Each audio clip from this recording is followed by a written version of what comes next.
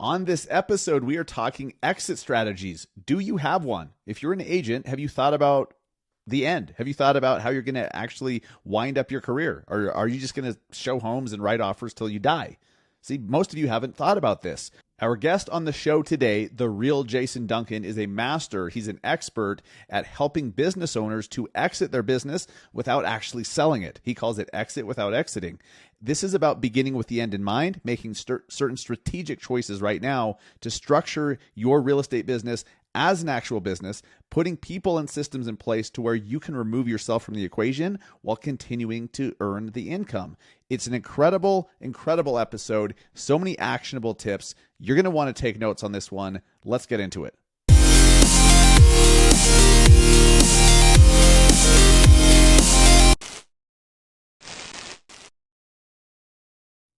What is up, guys? Welcome to episode 277 of the Massive Agent Podcast. We have one hell of a show for you today. For any entrepreneur listening who happens to have a real estate license, this show is for you. And if you are a realtor and you don't realize, oh my God, you're an entrepreneur, this show is going to be for you as well. This is an eye-opening show that's not only going to open your eyes, it's going to make you think, and it's going to have you making different decisions moving forward. This episode can literally change your entire life, can change your future, can change your family's future, as long as you take action on the stuff that you're about to learn. We have an expert on the show today, the Real Jason Duncan. He's someone that I've met through a mastermind, and he has built and exited businesses without actually selling those businesses. So he's started a few businesses, removes himself from the equation, puts people and systems in place, and he continues to earn the income without actually selling the business. This is exactly the type of stuff that agents need to be thinking about. I don't care if you're a brand new agent or maybe you haven't even gotten your license yet. This is the perfect show for you. If you've been in the industry for 20, 30 years and you've just always run your own job, perfect episode for you. You are going to find something life-changing in this episode today. Really excited. I am honestly, over the last 5 or 6 days, I've completely checked out from social. I was still on it. I was still consuming some stuff, responding to a few messages. But I spent the last 5 or 6 days in southern Utah, in St. George. It was my son's spring break, and we had to flee the snow in Salt Lake. It's been the longest frickin' winter of my life that I can remember. And seriously, the stats show that it's like Utah's biggest winter as far as snowfall and snowpack. And the day we left for St. George, there was 8 inches of snow on the ground. We get down there, it's 70 degrees, it's sunny, just absolutely incredible weekend. And I just enjoyed. I unplugged. But I'll tell you what, when I wasn't burned out, but I was getting to a point where I wasn't as focused and clear as I know that I could have been. And so I wasn't being as productive as I could have been. And unplugging has really helped me to focus on the most important things and just let me let go of some of the bullshit. Let me let go of some of the stuff that just wasn't serving me in my business, stuff that I don't even need to do, stuff that isn't important, that was kind of bogging me down. And unplugging can be a huge step forward. I felt like I took a step back, but now I feel like I've taken a giant step forward. And so if you're in that spot, do the same. Unplug for a minute, but know why you're doing it. Don't just unplug and say, I'm tired, and then, don't do anything productive, and then you come back and you feel like you're behind. Make sure that you're doing it intentionally. Taking a break can be strategic and can be, honestly, taking a break could be the most productive thing you could possibly do if you do it intentionally. So I just did this. I had a great time with the family. I encourage you to do it as well. But I'm back. You guys haven't missed an episode. I'm never going to miss an episode of this podcast, but you probably noticed I haven't posted as much on social. Here's what's interesting. I've continued to reach just as many people, but most of them are non-followers. So my followers weren't seeing me because I wasn't posting, but my older stuff was getting shown on Instagram specifically a lot more. And so I'm getting the same amount of reach pretty much each day, but to non-followers. So I found that like, what a pleasant surprise. I stepped away from posting for a week and I'm still reaching new people. My audience is growing pretty awesome. So yeah, I wasn't worried about it, but it was like, I'm probably going to take a little hit to social that'll have to rebuild. Not the case. I'm actually, I've gained ground since taking a break, which was a nice surprise. So there you go. If that's your big concern, just do it. Just try it. It's better for you. Anyhow, guys, between now and June 2nd, I need your help.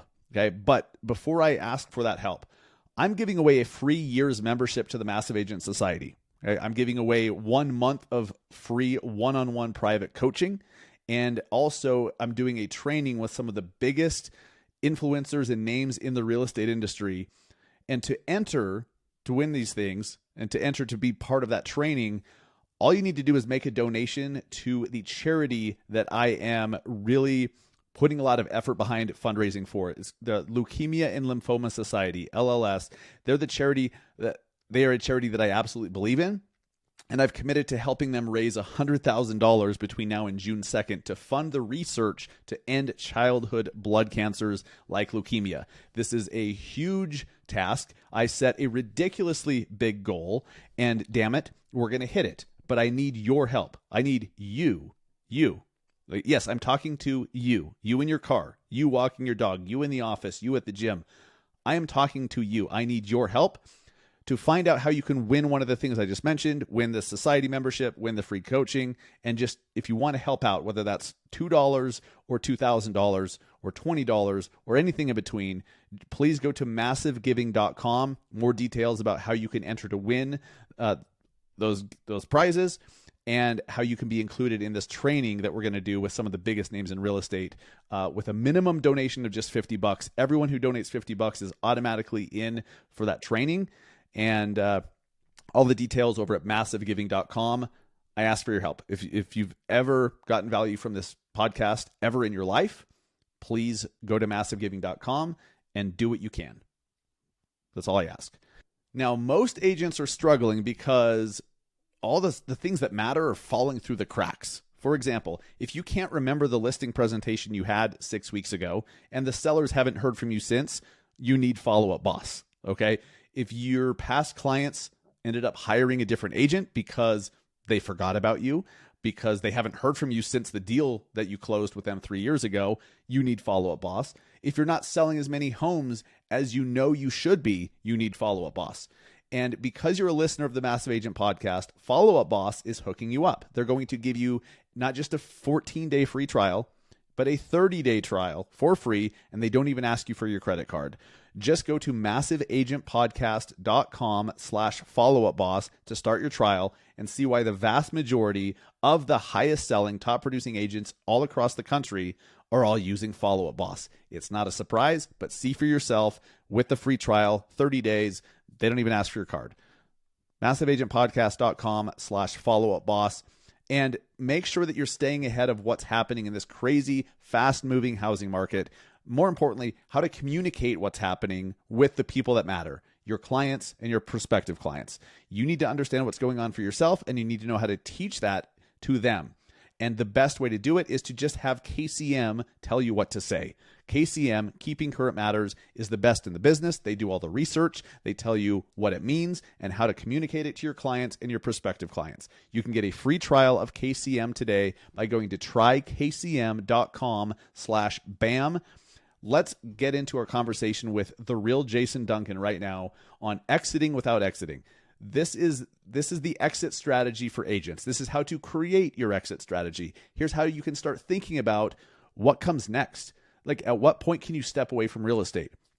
I did this myself in a different way. I've structured things a different way, but I learned a lot from today's conversation that I'm putting into place so that I can completely remove myself from the equation eventually. I've taken a big step towards that. I'm probably closer than most of you are to that, but I'm required in my business. This is going to show you how to remove yourself from being required for your business to operate. Huge episode. Love this. Get your notes ready. This is one you may want to listen to more than once. Let's get into our conversation with Jason Duncan. What's up, guys? I'm here with the Real Jason Duncan. Welcome to the Massive Agent Podcast. How are you doing? Man, I'm good. Dude, I'm so excited for this conversation. We've known each other for, I think, a little over a year. I think we met at Neil Dingra's Forward Mastermind. And I've since heard you on a few other podcast episodes. You had a great episode with Brad Lee on Brad Lee's podcast, Dropping Bombs. And you certainly did. So Jason is somebody that teaches other business owners how to exit their business without exiting, which is, he'll explain that. Super interesting concept. But if you're an agent, you just got into the business, perfect timing for you to hear this, because now you can structure things in a certain way to build towards an exit strategy someday. And if you're a veteran in the real estate world and you've been in the industry for 20 years, cool. You can make some pivots and adjustments and finally have an exit strategy. Because Jason, I don't know about you. Do you know any agents that have retirement parties? I do not know that, but I do know that their pictures on their business cards were taken 20 years ago and they have not updated it. And when I see them in person, I'm like, whoa, that is not the person that I saw on the card. Correct. Yeah. The glamour shots from 1987 or whatever. Those are hilarious. Yeah. They teach you that in real estate school. It's a prerequisite to get your license, I think. Exactly right. So Jason, how long have you been a business owner, would you say? So I started my first real company in 2010. So 13 years ago. Okay. And so what kind of a business was that? Because you're not a real estate professional, right? Not necessarily. No, the first real business I started was a lighting company. We did LED lighting retrofits in commercial buildings for the purposes of saving energy. I still own that company to this day, and now I do have a real estate investing company that my wife and I own. We do some investing, and I'm starting to get into syndication a little bit. But I'm not an agent. My wife is aspiring to be. Actually, she's in the process of taking her testing to become an agent. But yeah, I'm not an agent. Nice. Well, I love that, because you are a business owner who you've structured your business a certain way that's allowed you to, like you said, you still own that business, but it doesn't sound like you're in that office today. You're not running that business yourself today, correct? I am not. I haven't run it in a couple of years. Still going strong, but without me. Beautiful. And right there, is that what exit without exiting means? Is you kind of remove yourself, but you don't actually sell the company? Yeah, exit without exiting is a way to get out of the daily weeds of the operations, get out of the daily in and out, office hours, all that kind of stuff, without selling the business, and yet continuing to receive the financial benefits of the business. Ooh, I love that. I love that. So, do you have other businesses that you've done that with? Yeah, not in the same way. So since exiting that business, the daily operations of that business a few years ago, I went on to start other businesses. So I've got right now, currently, including holding companies and the way we got set up, seven companies. The only one that I'm actively involved in on a day-to-day basis is my personal brand, the Real Jason Duncan, where I teach, I coach, I write, I do a podcast. That one keeps me really busy, but it's in the center of what I was put on earth to do. All the other businesses, have very low involvement, and I've got teams that kind of run things on the side. I love this so much. And this is such a perfect topic for this podcast in particular, because an exit strategy is something that I've really focused on for myself over the last 3, 4, 5 years. And it wasn't until I met others within the real estate industry who had exited.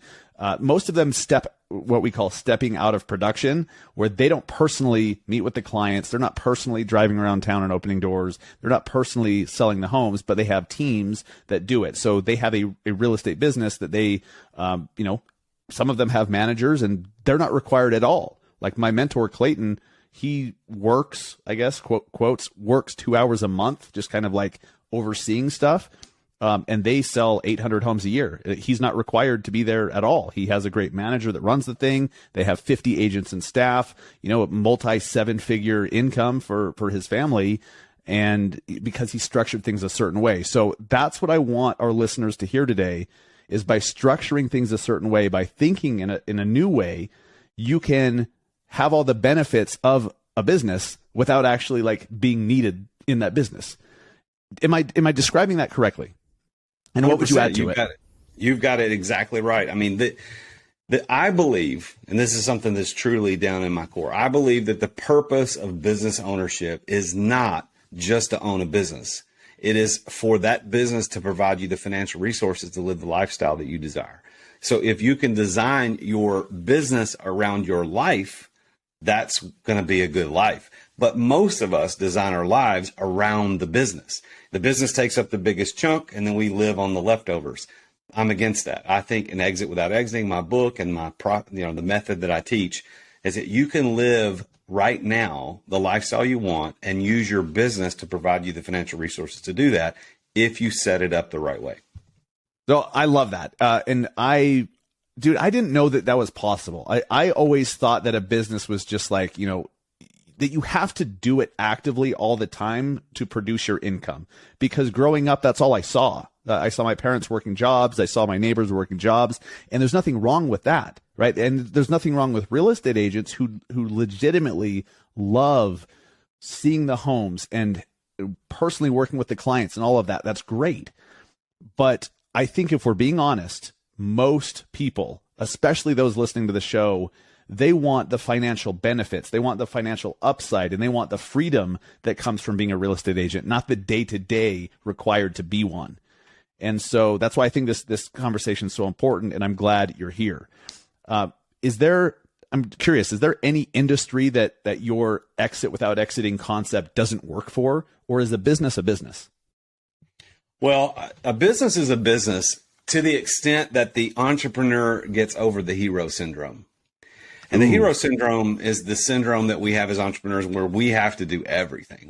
Our mindset says that we have to put on the cape, we swoop in, we save the day every day. Now, obviously in single shingle or solopreneur like real estate, that happens a lot. That happens a whole lot. But it also happens for lawyers, doctors, and it happens for electrical contractors. It happens for CPAs.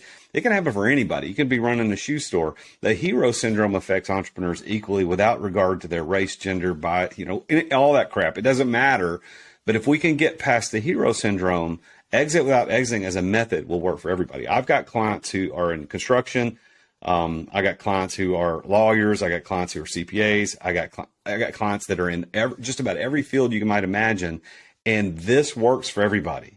Now, it just takes, you've got to get over the hero syndrome first. And real estate agents, especially the newbies, this is where you're at, man, because you're having to kill it and bring it home and you clean it. You do everything yourself. You got to get over that as fast as possible if you're going to live the life that you truly desire.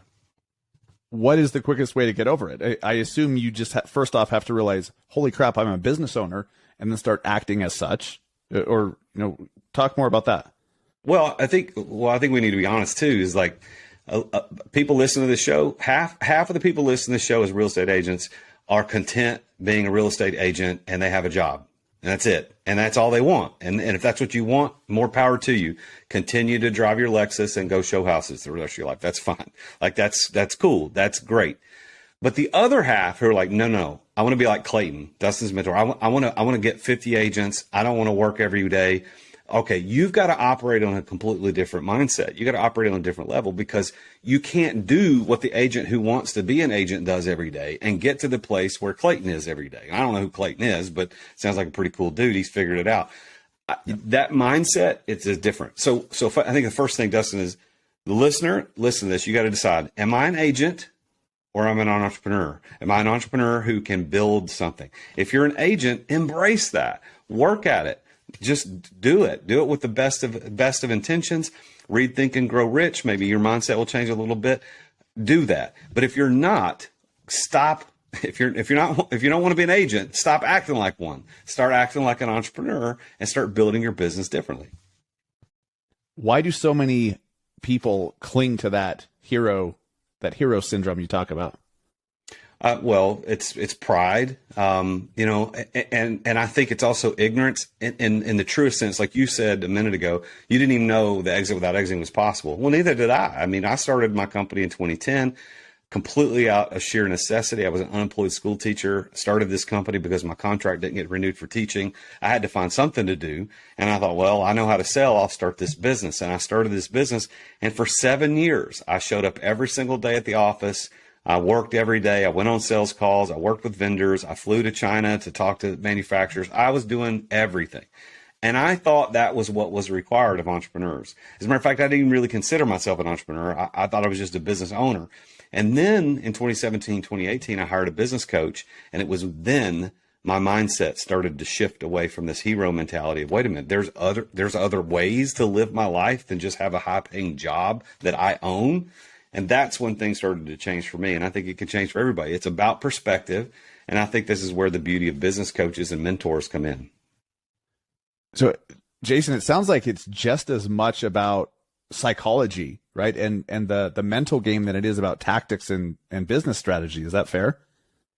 Everything is that. Your relationship with your wife, your relationship with your kids, your health, your fitness, everything boils down to what goes on between your ears. That's it. Like if you can get comfortable with something today, and that's the way you think about it, that's the way your life will be. Your reality will reflect exactly what you think about. So whatever reality you're living in, poor, rich, wealthy, poverty, healthy, unhealthy, whatever reality you're living in is the direct result of the thoughts that you've had. So everything boils down to that.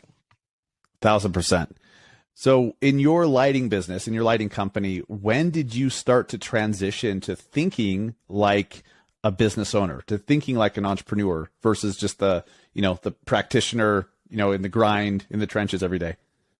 Well, it was when I hired a business coach for the first time. So this is kind of a funny story. So when I started my company in 2010, I was an unemployed school teacher trying to figure crap out. My last paycheck was coming on August the 15th from the state. My contract didn't get renewed due to budget cuts. I was not tenured. Last guy hired. I was the #1 teacher in the county, but that's how they made decisions, right? So I was on the chopping block. So I just had to figure it out. So I figured it out. I didn't know business coaches existed. As a matter of fact, I think I probably didn't even know what life coaches were. And then eventually I became aware of like what a life coach is, and then aware of what a business coach was. And I remember talking to my business partner for years. Hey, we need to bring in a business coach. We need to bring in a mentor. He's like, we're smart enough. We don't need that. Well, he was dead wrong. I didn't know he was dead wrong, but he was dead wrong. And so eventually, as the majority owner of the company, I finally said, I'm no longer going to acquiesce to this crap that we're smart enough and we don't need outside counsel. So I hired a business coach in I think it was 2017. The date's a little fuzzy, but I brought him in. And he did what business coaches should do. He asked great questions. And so as he started asking these questions, I began looking around going, wait a minute, you mean there's other ways for me to live a life? Because I was making a lot of money, especially as compared to being a teacher, right? I was doing really, really well. And I'm thinking, you mean I don't have to show up every day? And of course he said, no, you have to. You built your business this way. You have no choice. And then that was when I started thinking, okay, if I don't have a choice, well, then let's sell this thing. That was my first thing. Let me just sell the company. We got to be worth millions and gajillions of dollars. That's what everybody thinks, right? But it wasn't. And my coach kept saying, listen, man, Jason, you built a business that revolves around you, so it's not worth anything. And then that started the gears turning. I'm like, dude, I got to figure out a way out of this thing. If I can't sell it, what do I do next? And that's how the exit without exiting concept was born. Before we go there, I'm curious about the motivation and the mindset around hiring the business coach in the first place. If sounds like the business was doing well, profitable, you're making some money. Why the coach? Well, I think there comes a time when we've all got to admit that we can't be the smartest guy in the room. And if we're always the smartest guy in the room, we're in the wrong rooms. And unfortunately, that was what my former business partner used to think, is that he was the smartest guy in the room. And certainly no discredit to him. He was very intelligent, had made millions of dollars in business before I met him. And that's one of the reasons I invited him to be a business partner, which is a whole nother subject for another day about whether you should do that or not. But as it turns out, he was wrong about those things. We can't be the smartest guy in the room. And I started realizing that I can't do this. I can't be the smartest guy in the room. I've got to get other people around me. And so I don't know. I went to a conference. I went to a workshop. I don't know where I was, but people kept talking about this idea of business coaches and what they could do for you. I thought, okay. So I literally started Googling business coaches near me because I didn't know how to find one. I didn't know anybody who had one. And I started looking. I ended up interviewing, I think, 3 or 4 guys. Some were local to Nashville, some were not. And because I live in Nashville. And I don't recommend what I did as the way to find a business coach, But this guy, his name was BJ Howard. He showed up at my office. He was early. He was dressed to the nines. He was ready. He was prepared. He asked great questions. And before the end of my interview of him, he started asking me if he could introduce me to some of his other clients because there could be some synergies and how we could work together. And that locked me in. I was like, dude, if you're going to provide value to me like that, we're in. And so I hired him and we worked together for about 3 years, and it was absolutely phenomenal. Sadly, BJ passed away a couple years ago during COVID, but he was a fantastic dude. What are some of the things that BJ had you do in the beginning to start to move towards the exit strategy? Well, I don't know that there was anything necessarily specific that we did. There weren't really homework assignments or go do this. It was really about the mindset behind why business ownership, why we had this business ownership. Now, so I had a minority partner in the business. It's just two of us, and I had BJ. And so the three of us would meet about every 2 weeks. We would meet for an hour, 2 hours, and we would talk. And BJ always had some sort of curriculum or some sort of outline, things to talk about. And he would whiteboard, he would get up and whiteboard concepts and blow us away. Like there were just things. I mean, I'd never seen a SWOT analysis until he did it. I know now they're pervasive. Everybody knows what they are. Well, at least most people do. But I'd never seen that. And then he went through what is the Six Sigma? You know what Six Sigma is? A lot of people know about this. I've heard of it. It's way over my head, but yes. It's mostly in manufacturing, but it's a way to manage processes. And of course, you can divide that down or reduce that down to smaller businesses rather than these businesses that deal with widgets and, you know, in the millions and millions of dollars of scale. But he showed us how to do that. He would show us these things. And so slowly, my mind at least started opening to these new opportunities, new ideas like, wow, if we did this or we did this and then one of the questions he asked me, he said, Jason, he said, if you weren't doing this, like if you could take all of your current knowledge as an entrepreneur and business owner, you've been very successful. We had been recognized by national magazines. We've been won awards. Like if you could take all this now and go back to 2010, 2011, when you started this lighting company, would you start a lighting company again? And I was like, hell no. No, absolutely never. A million no's. Why? Because I didn't care anything about lighting. I gave zero flying, you know what's about lights. But I used it as an opportunity to build a multi-million-dollar business and a very successful life on the back of that. But if I could go back, I would do something completely different. And I think that was the thing that for me was like, yeah, I gotta get out of this. I can't, I got great employees. I've got great team members. I've got great vendors. We got great customers. There's no complaints. But would I do this again? No, I got to find something else to do. That's super interesting. I think a lot of real estate agents, they like seeing cool houses, right? But all the back end crap that you have to deal with, it's insane, right? Like any business. And so I really think it's important that anyone listening is just honest. What is it that you want? Is it really the real estate, the day-to-day of writing offers and opening doors that you love? That's what you get out of bed for? Cool. But to most people that I talk to, most agents I'm connected with, they don't give a shit. They like the freedom that the real estate industry provides, right? Flexibility of schedule, no cap on income or revenue, right? You could do whatever you want with limitless.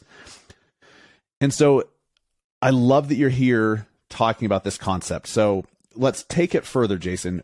Once you made that decision, I'm an entrepreneur. I'm going to run this thing as a business. Most people are like, okay, I've been running my own job forever. What the hell do I do next? Let's talk about that. Well, the first step is mindset, which we already talked about. So that is step number one, and that will lead you to the conclusion of I'm going to be a business owner, entrepreneur, or I'm going to be a job owner as a real estate agent. And either of those is fine. You just have to know that that's what you've accepted, and that's what you're going to do. So let's assume for a minute we've made the decision mindset wise. I want to be an entrepreneur. I'm going to be a massive agent. You like how I did that? I'm going to be Love it. I'm going to have a great business around real estate. Okay, so now that you've made that decision, step one is you have to embrace delegation. you have to embrace delegation. By the way, shameless plug here for my book, Exit Without Exiting. I actually detail every one of there's 4 core principles. The first step is delegation. I detail that in the book, but embracing delegation, here's what that looks like. So as a real estate agent, at first, and I've never been an agent, so I can only imagine what it might be like. But as an agent, the first thing you're going to do is you've got to figure out how to get attached to a broker. You've got to figure out, you got to get some training. You got to get some marketing plan put together so that people see your face and name out there so that you can get a listing, because that's what you want first.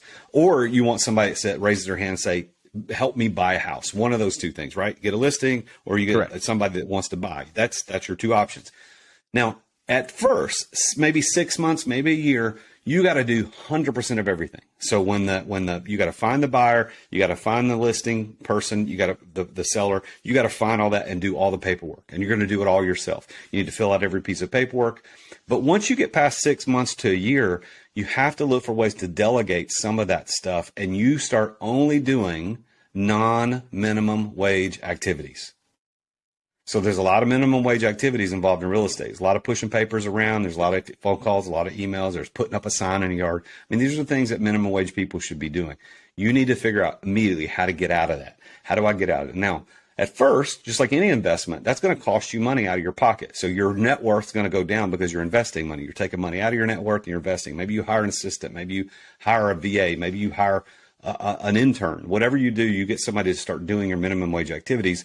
You start focusing on the $1,000 an hour activities or $500 an hour activities, whatever that is. Do that. And once you get comfortable doing this and you're only focused on high level activities, then you can move on. But first, if you don't delegate, you don't embrace it, it's not going to work. Yeah. For real estate agents, an assistant obviously is huge. I assume any business owner needs an assistant just to take the admin crap off their plate that doesn't require them personally to do it. Transaction coordination is basically an assistant who does paperwork and puts files together and makes sure that, page 6 is initialed and the T is crossed over here on page 1 and all that stuff. Transaction coordination, agents can pay, $300 to $400 per file and just have it all done. And so I always tell everyone that's the first step. Like, get a TC on every deal you do, even from the first one. After you kind of, to me, that feels like the low hanging fruit, like the obvious, like the minimum wage stuff, like you said. How do you progress past that? Like, what's the next level when you've kind of delegated all the minimum wage stuff that you're not required to do? It obviously frees up some of your time. You can make better decisions. You can think more about the vision and direction and strategy and all that. What's next? So the next core principle that I teach is called eliminate stress. Eliminate stress. And the reason this is second is that, actually, let's back up a little bit. If you talk to most business coaches and gurus out there, they'll tell you systems and processes. That's all you got to do, systems and processes. But the problem with systems and processes is that if you put together the greatest system on earth, but you are not a master delegator, that system's not going to run because it's going to still need you. You just got a good system that you're running. And likewise, if you don't eliminate stress, you will have a stressed system. So systems are good, but they're the third thing. So first is delegation. Second is stress elimination. So stress elimination, what is that? Well, as an agent, as a salesperson, because that's primarily what you are. Let's just face it. We're salespeople. Most entrepreneurs are salespeople. If you don't understand how stress can negatively affect everything you've got going on, then you're not going to ever move beyond what you did over the last 6 to 9 months. It's this continuous cycle of chase and release, of chase and release. So you're going to chase something, catch it, and let it go. Chase something, catch it, let it go. There's this endless cycle. And in the meantime, you're building up these stress levels that affect everything. They affect how you show up. They affect how you interact with your clients. They affect how you interact with your vendors. They affect how you interact with your coworkers. And that stress is a killer. And most people don't understand how stress is caused and how to find and mitigate the causes of those things. So that's and that's actually a law of the universe called the law of open cycles. And we don't really have time to get into that today, but the law of open cycles states that stress is not caused by the endurance of stressful situations, but is rather caused by too many open cycles at any one time. So a lot of agents, they say yes to everything, whether it's yes to this listing, which is a double wide mobile home and, in the woods somewhere. And they're also trying to sell the $5 million house on the lake. Like, that's not going to work. Like, you can't say yes to things because you're opening cycles. Even though it could be a quick sale, you're opening cycles that add distress. So delegation, it's where it starts, and then it moves into how do I close as many cycles as possible and keep as few open as possible. Look at it this way. If you can imagine as an agent, everything you have to do every single day, week, and month, written down, every single thing on a single piece of paper, no matter how big or little the task is, responding to a text message is on a single piece of paper. Filing closing docs for that last $6 million sale, that's a single piece of paper. Like, you write every action, every open cycle on one piece of paper. Well, then the question is, how thick is your book? If you bound all those pieces of paper together into a book, and all those pieces of paper, one piece per task, how thick is your book? Well, if your book is really thick, you are stressed out. It is affecting everything. The thinner your book, the better. So the idea is you've got to rip those pages out. You got to learn how to manage your open cycles. And part of what my coaching program teaches my clients is not only the psychology behind the law of open cycles, but now how to use that and leverage it to our benefit. What are some of the other, before we move on to step 3, what are some of the other common stresses that you see business owners deal with, and how do they remedy those? The only way to remedy stress is closing open cycles. That's it. So every single one of us can manage whatever task is given to us if it's the only one we have to deal with. I mean, it's hard to imagine because it's such an impossibility of reality. But if you only had one thing to handle today, just one, you'd be really, really good at it, and you'd get it done quickly, and you'd get it done proficiently, and you'd make it work, whatever that one thing is, no matter how bad it is. But if you add that one thing to 1,000 little things, that's when you start to feel stress, and you're wondering why am I stressed out? I know how to file closing papers. I know how to put up a sign in the yard. I know how to get a listing. Well, the reason you're feeling stressed is because you've let all these other little open cycles that are inconsequential come into your life. The only cause of stress is open cycles, and the only remedy for stress is reducing open cycles. So more outsourcing, more delegating, more hiring is big at this step, I assume? Not necessarily. I mean, you can. Okay. Part of it's a mindset too, where you say, I tell this story a lot, but my wife, I work out of my home. I love it. She thinks I'm crazy because she leaves and just goes to the coffee shop and she can work all day there. I can't do that. I like being here because I got shorts and flip flops on. I just put this shirt on just for this. I had a t-shirt on a minute ago. I love working from home. Some days I only go outside. This is fine. But I also understand that when I'm here, because she works from home too, if she walks into my office and says, hey, we need to deal with something, like I open myself up to all these other open cycles that she could throw on me. And I'm not throwing shade on my wife. It's just the natural relationship that you'd have with your wife working out of your home. Mm-hmm. Well, I remember this happened not too long ago, 6-8 months ago. And she walked in and I was having a stressful day. I had a ton of stuff. I had a lot of pages in my book, so to speak, that I was dealing with. And she walked in and said, hey, we need to deal with X, whatever X was.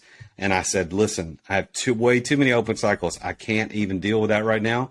I'm not going to allow that to be open. Now, she knew what I meant because we talk about open cycles. Like when she starts feeling stressed, we do this open cycles inventory together with her. Same thing with me. So she knew that immediately when I said open. I got too many open cycles. So she politely turned around and went away. And she didn't bring that back up until such time I was able to deal with it. That's a mindset thing. And if you could train your employees, your VAs, your assistants, whoever you got working with you to understand what open cycles are, it's not just about hiring a bunch of people to do stuff. It's about managing the stuff that you do. There's so many things we should just completely eliminate. So delegate, yes, but then when you go to eliminating stress, sometimes just eliminating stuff. You shouldn't be doing it at all. It doesn't move the needle. Quit doing it. That's fantastic.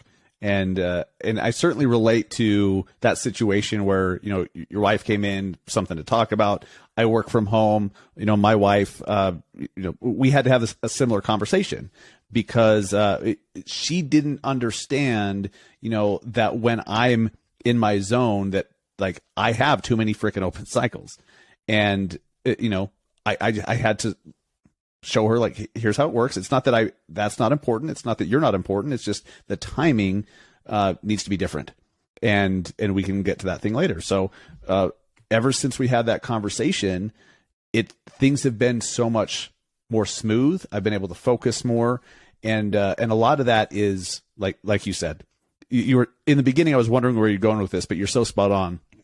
It's a decision, right? It's a decision, and it's some discipline. There's desire that fuels all of that as well, to get to a certain place. So I think that's brilliant. Anything more to add to that before you take us to step 3? No, there's a lot around the open cycles concept that can't be talked about in short form like this, but there's a lot more to that. But just thinking that way, thinking about what are those open cycles we have, that's got to be just a huge step forward for most business owners, right? Because most of them they just react, and they're just like, their day runs them, and that every single person listening, I know, has, at one point, you've been super busy. You've had a crazy busy day. You've done a ton of things. And at the end of the day, or even at the end of the week, you're like, what the hell did I even do? Like, what did I even get done? What did I even accomplish? Because you were just like reacting to shit. And that's common. And, you can make a decent living doing that, but it's also, you're just stuck, right? Like, I can't imagine you can grow much if you're constantly reacting to stuff for the rest of your career. Yeah, reactive people don't lead anything. Reactive people aren't leaders. Reactive people are responders, and they are followers, and they're employees. That doesn't make them worse people than anybody else. That doesn't devalue them. That's just different, right? My wife is a reactive person. My wife is a follower. She's an employee. And that's all she's very clear. I'm not an entrepreneur, Jason. I'm not interested in it. I get it. The world needs both of us. Yeah. But if you and I, Dustin, are entrepreneurs, and we're talking to people listening to this to want to be entrepreneurs, you can't act like an employee if you want to be an entrepreneur, man. You can't react. You have to be proactive. You got to be a professional, active person. You got to go out there and activate what you want happening in life, because it's not going to come to you. It's not going to show up in a mailbox. You got to go out there and get it. Oh, man, this is awesome. Take us a step further. What's next? So the next step is establish systems and processes, like we talked about. Systems and processes are really, really important.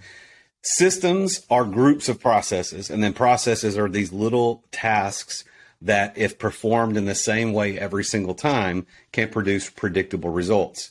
And then you take all those small tasks that produce predictable results and you put them into a system that everybody operates the same way every single time, that will produce bigger predictable results. And no matter who you insert into the system or the process, it still happens the same way. This is where the beauty of exit without exiting begins to happen. Because at first I'm doing everything, then I get the mindset I shouldn't be doing everything. Then I start delegating for other people to do it. And then I start dealing with my own stress and teaching other people how to deal with theirs. And now I can set up a system that no matter who's involved, mostly not me, but no matter who's involved, all these systems and processes work without me being the puppet, the puppet master, making sure that it all happens. And that's tough. Especially, and I admit that even in my coaching business, when it's just me and my assistant, I got an intern, I got a couple of VAs, I've got a small team that's all mostly virtual. Like, this is a new thing for me to learn how to do it. And I know real estate people are probably dealing with the same stuff, but nevertheless, you've got to have systems. So we had like an hour and a half team meeting with my team. I had 2 VAs in the Philippines. I've got an assistant who lives here close to me, and I got an intern. So the 4 of us were on this call, and we went through my whole podcast. Like, I've got a podcast like you do. Went through our whole podcast, our master sheet, who's coming up next, when are the drop dates, how are we doing this? And there's a system that everybody has to follow, and they know titles go here. We got to get the headshots like this. I mean, there's a system. And then in my live webinars series that I do, same thing. And then we got into, what's the system for doing X? We had to get into that. So I spent an hour and a half on a Monday going through with my team on this system. Now, that hour and a half saves me 16 to 20 hours a week of doing that stuff by myself. So I could spend an hour and a half, teach, train, lead, make sure the system's working, fix it here, tweak it there. Then they go run it, and I'm not having to be involved. Beautiful. Are there any tools, or if someone is listening, they're like, yeah, you know what? I think I'm at that stage where it's time to really dial in the systems and processes. Are there any tools or platforms or words of advice you have for how to do that more successfully? Well, that one becomes a little bit more personal to the to the person I'm working with. So if I've got a client who's a doctor, obviously the systems and processes he's going to put in place are going to be different than the guy that has the shoe store, or the retail store, or the restaurant. So as a real estate agent, I think your systems or processes are going to be mostly technology driven. That's because I'm not an agent, so I don't know what that. And actually, I've only had one ever real estate agent as a client. So for whatever reason, real estate agents haven't been coming to me to hire me as a business coach yet.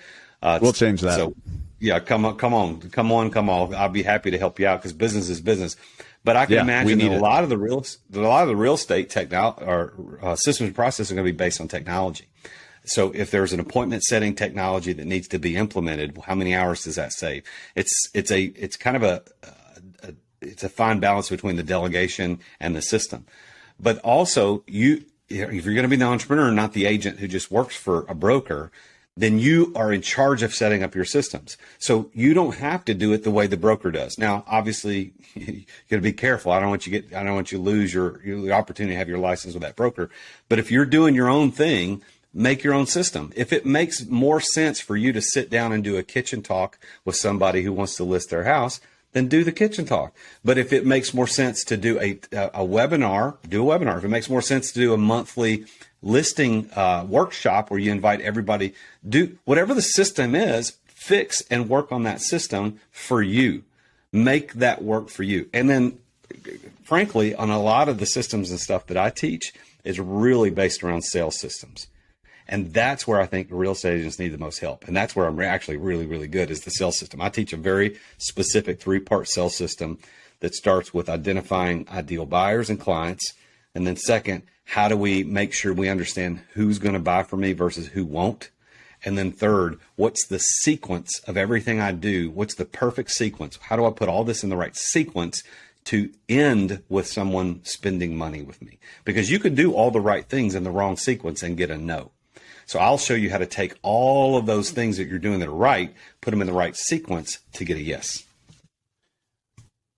Do you recommend using Trainual or Google Docs, or where do you keep as you're putting these systems and processes into place, like actually documenting them?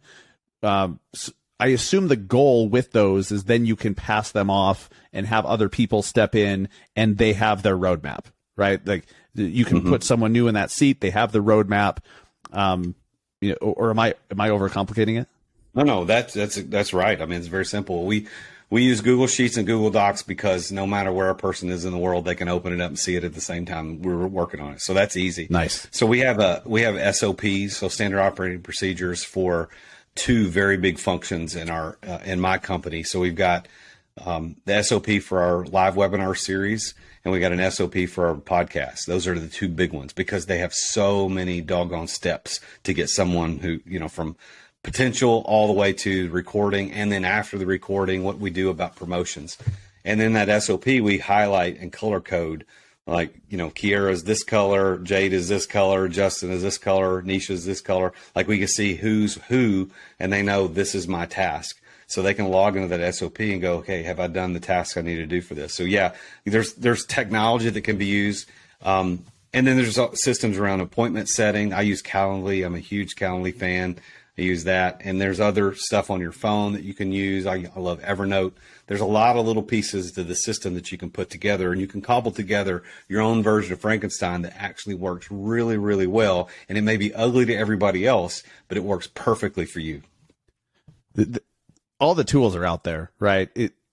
I think that there's a lot of people that are looking for like the perfect system. Like, hey, what do you use? I'm only going to use that. And, cool. But how often do you see this just be like the roadblock that people get stuck on? It's not a lot. I think what it is people get shiny object syndrome with the tools, and they go get this thing, they pay for that, and they do this. Oh, that's nice. We'll do that one too. And sometimes you just got to use what you know. Like there might be a better tool out there, but you know what? I'm going to use what I got. Sometimes, I don't need the chisel. The flat blade screwdriver is going to work just fine. I've got it right here. It's handy. I know where it is. I'm just going to use it. But, I could go find a better chisel and make it work better. But right now, let's just do this, because finding the better chisel is going to take me a few hours, and I'm not interested in it. That actually happened to me today. We're doing our first ever, for my coaching company, live event in May. So in about a month and a half, we're doing a live event here in Nashville on podcasting for profit, which is very interesting because we're on a podcast. And I've got a guy coming in from Cincinnati who is a podcast guru expert. He's flying in. We're doing this live event. Well, I told my team this morning, hey, we need to set something up to sell tickets. We got to set like Eventbrite or something like that, because I've used that in the past for free events that I've done for other organizations. And so this morning, for about 10 minutes, my intern said, hey, Jason, give me the log it in Eventbrite. We're going to work. I can go ahead and set up the event. We can start figuring this out. And I thought, well, you know what? Let's peek around and see if there's something better than Eventbrite. And I started looking around, and there were lots of alternatives, but everything was going to require more mental energy for me to figure out if it worked. And maybe it does work better, but at the end of the day, I went, you know what, Justin, just go with Eventbrite. I don't care if something else works better and it's cheaper. We know how to use it. Go. Because speed is more important than being accurate sometimes. Now, that's not true every time, but I want to get to market fast rather than get to market with the exact tool that I need at the right cost and all the right features. Let's just get out there and get it done. It sounds like in this context, you believe that done is better than perfect. In this context, for sure. I am a perfectionist, and I do commit to excellence in everything I do. But sometimes you just got to know what? Just do it, man. We just need to get this done. This has been so great. I want to get to the rapid fire questions real quick and wrap it up, because I know we both have a hard stop here. But any final thoughts? Any final words of wisdom? Anything to tie a bow on this whole concept for agents to know? Well, I'll tell you this. I don't know who told me this as an agent a long, long time. Who was an agent who told me this a long, long time ago.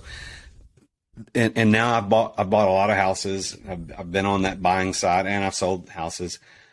Here's the question. This has nothing to do with what we've been talking about, but this is the question. When you finish walking out of that house with somebody, or you're almost ready to walk out, you've just showed it to potential buyers that you think will buy this house that you're showing. Don't ask them what they thought. Don't ask them, did you like it? You say, could you picture yourself living here? That question will get you to the bottom of things really fast, because I believe better questions lead to better answers, and better answers lead to more money. So don't ask dumb questions when you finish the showing. Ask the right question. Can you picture yourself living here? That's because if great. they say anything other than yes, move on. Move on.